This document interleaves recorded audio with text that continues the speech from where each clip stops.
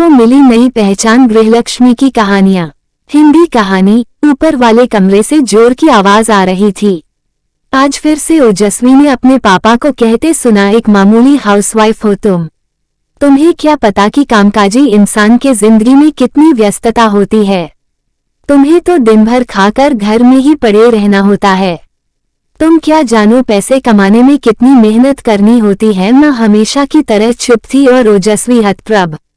माँ पापा की किसी बात का जवाब क्यों नहीं देती, वह सोचने लगी। लॉकडाउन के वजह से स्कूल के सारे क्लासेज ऑनलाइन ही चल रहे थे। घर के बाकी कामकाजी लोग भी ज्यादातर वक्त घर पर ही बिता रहे थे, पर कोई भी किचन में माँ की मदद नहीं कर रहा था। सारा दिन उसकी माँ किचन में काम करती। दिन से रात तक वह भाग भाग कर सबकी फरमाइश पूरी करती, पर किसी को भी उसके काम की कद्र न थी। आज जब फिर से उसके पापा माँ पर गुस्सा कर रहे तो ओवी का मन खिन्न हो उठा। वह सोचने लगी कि ऐसा क्या करूं कि सबके दिल में माँ के काम के प्रति इज्जत का भाव आए। वह सोच में पड़ गई। तभी उसे एक आइडिया आया।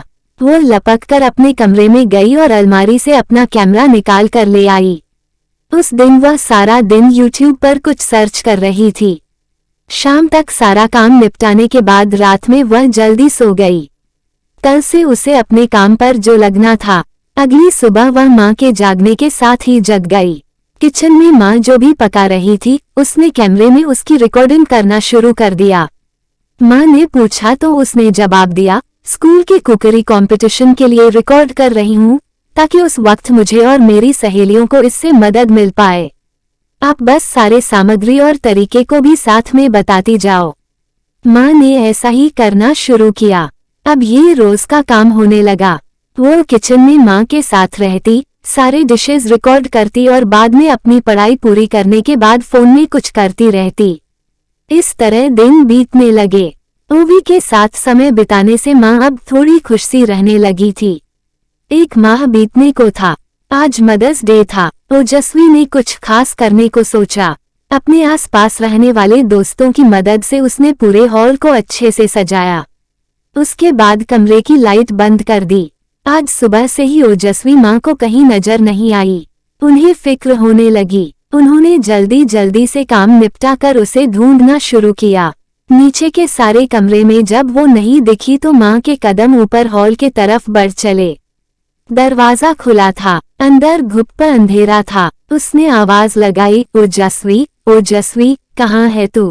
तभी कमरे की लाइट जल पड़ी।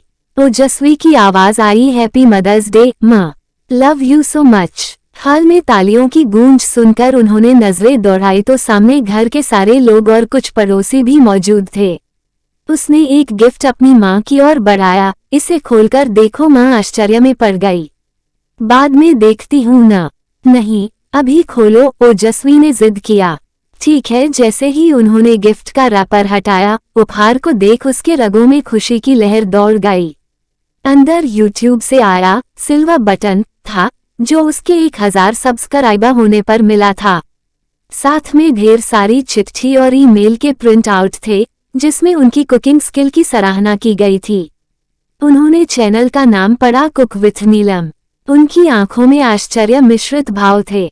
उन्हें यकीन ही नहीं हो रहा था कि उनकी छोटी सी बिटिया रानी ने कैसे ये सब कर दिया।